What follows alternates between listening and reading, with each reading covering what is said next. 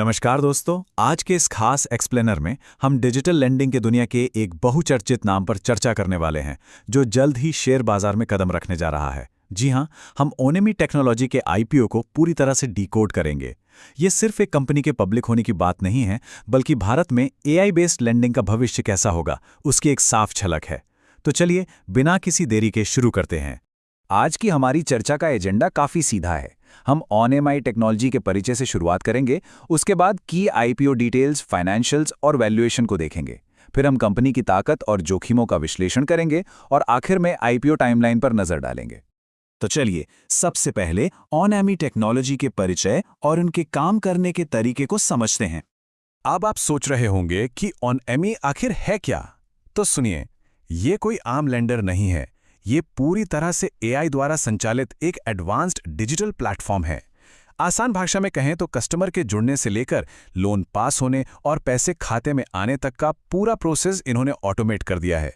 अपने mobile app के जरिए ये पर्सनल और बिजनेस लोन बहुत ही आसानी से उपलब्ध कराते हैं, जिससे पारंपरिक बैंकिंग के झंझट बिल्कुल खत्म हो जाते हैं। कंपनी की नींव साल 2016 में रखी गई थी और इसके सीईओ हैं श्री रणवीर सिंह। उनके पास फाइनेंशियल सर्विसेज का लगभग 20 साल का शानदार अनुभव है।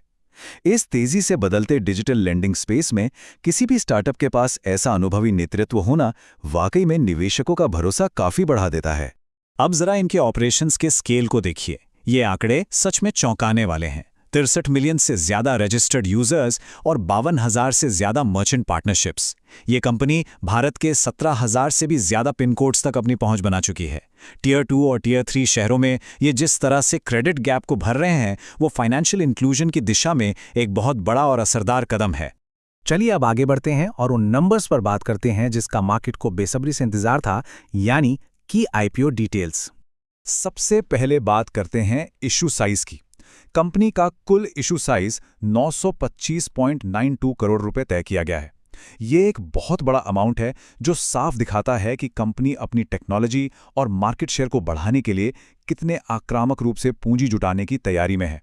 इसके बाद आता है प्राइस रेंज, जो 162 रुपए से लेकर 171 रुपए प्रति शेयर के बीच रखा गया है। बाजार के कंपटीशन और कंपनी की फ्यूचर ग्रोथ को देखते हुए ये प्राइस बैंड बहुत ही सोच समझकर तय किया गया है। अब अगर आप इसमें इन्वेस्ट करने का मन बना रहे हैं, तो आपको लॉट साइज के बारे में पता होना चाहिए। ट्रेडिंग के लिए लॉट साइज 87 शेयर्स का है, मतलब आपको कम से कम 87 शेयर्स या उसके मल्टीपल्स में ही बोली लगानी होगी।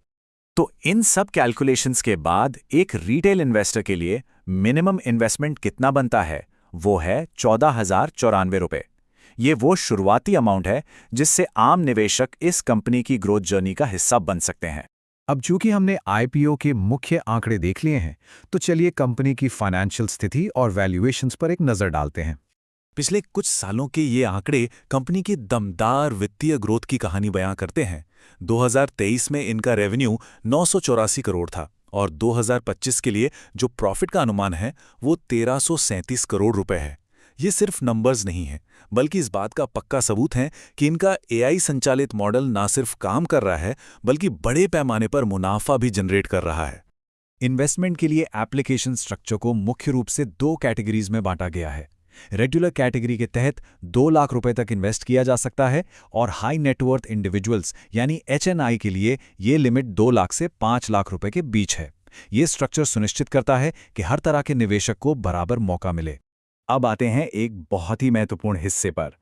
किसी भी ओनेमी टेक्नोलॉजी आईपीओ एनालिस्ट के नजरिए से देखें तो सही और संतुलित फैसला लेने के लिए कंपनी की ताकत और जोखिम दोनों को गहराई से समझना बेहद जरूरी है। तो चलिए दोनों पहलुओं को तौलते हैं। एक तरफ है कंपनी स्ट्रेंथ्स, जैसे कि इनका एडवांस्ड एआई और machine learning risk management system, और क्रिसिल की A- स्टेबल रेटिंग। 47 अलग अलग लेंडर्स के साथ इनकी डाइवर्सिफाइड फंडिंग भी एक बहुत बड़ा प्लस पॉइंट है, जो मार्केट पर निर्भरता को कम करता है। लेकिन वहीं दूसरी तरफ कुछ कंपनी रिस्क्स भी मौजूद हैं। डिजिटल लेंडिंग स्पेस में रियल टाइम पोर्टफोलियो को मॉनिटर करना और लेंडर कॉन्सेंट्रेशन रिस्क को मैनेज करना हमेशा एक बड़ी चुनौती रहती है, जिसे बिल्कुल नजरअंदाज नहीं किया जा सकता। हालांकि इन जोखिमों को कम करने के लिए इनका इंटरनल इंफ्रास्ट्रक्चर काफी तगड़ा है। फुल्ली इंटीग्रेटेड क्लाउड सिस्टम के साथ साथ इनके पास 1000 से ज्यादा टेलीकॉलर्स और 8000 से ज्यादा फील्ड एजेंट्स की एक पूरी फौज है। एक डिजिटल लेंडर के पास इतनी बड़ी ग्राउंड टीम का होना इनकी रिकवरी को बेहद मजबूत बनाता है। और हाँ, वर्टेक्स ग्रोथ फंड का सपोर्ट इस पूरे मॉडल को और भी ज्यादा क्रेडिबिलिटी देता है। चलिए, अब इस पूरी चर्चा के आखिरी और सबसे जरूरी हिस्से पर आते हैं, आईपीओ टाइमलाइन। अपनी डायरी में ये तारीखें अभी नोट कर लीजिए। आईपीओ 30 अप्रैल को ओपन हो रहा है और 5 मई को क्लोज होगा। इसके तुरंत बाद 6 मई को अलॉटमेंट की प्रक्रिया पूरी होगी और सब कुछ प्लान के मुताबिक रहा तो 8 मई को यह कंपनी बाजार में लिस्ट हो जाएगी।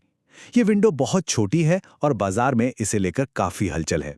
तो दोस्तों, जैसे जैसे ओएमई टेक्नोलॉजी पब्लिक होने की ओर बढ़ रही है, हमारे सामने एक बहुत बड़ा और दिलचस्प सवाल खड़ा होता है। भारत के इस तेजी से बदल के फाइनेंशियल परिदृश्य में एआई बेस्ड डिजिटल लेंडिंग का लॉन्ग टर्म फ्यूचर क्या है? क्या ये टेक्नोलॉजी ट्रेडिशनल बैंकिंग की दुनिया को पूरी तरह से बदल कर रख देगी? इस बात पर जरूर विचार कीजिएगा। आज के इस एक्सप्लेनर में हमारे साथ जुड़ने के लिए आपका बहुत बहुत धन्यवाद।